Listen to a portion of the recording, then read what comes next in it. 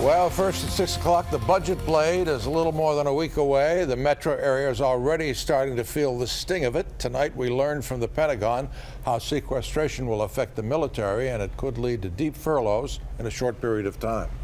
Today's announcement comes as thousands of federal workers worry about their future employment.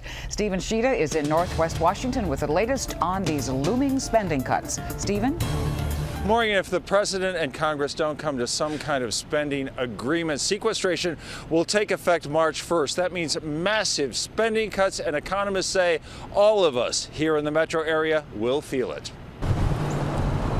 Sequestration means more than $1 trillion ripped from the federal budget over a decade. The Pentagon today announced how it will absorb the blow. The Department of Defense faces some enormous budgetary uncertainty. Economists predict the mandated cuts, if a spending agreement isn't reached, will hit the entire metro area, possibly harder than any other region. It cuts down on the services that government can provide. Department of Agriculture employee Charles Kendall says sequestration could mean fewer meatpacking plants and less money in his family's pocket. We're pretty frugal, so I think that we'll get through it. Frugal means fewer dollars for local businesses and less tax revenue for jurisdictions.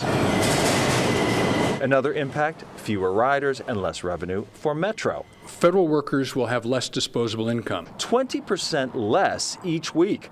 Economist Stephen Fuller says when you factor in $4 billion out of the local economy from the payroll tax increase, $5.5 billion from federal procurement spending, with the $4 billion from sequestration, that's a whopping $13 billion out of the metro area economy. It already has crippled the economy in the sense that it's just stopped moving, it's stopped growing. Even non-government workers are worried. Putting people out of work when the economy is so soft already, it could be bad news.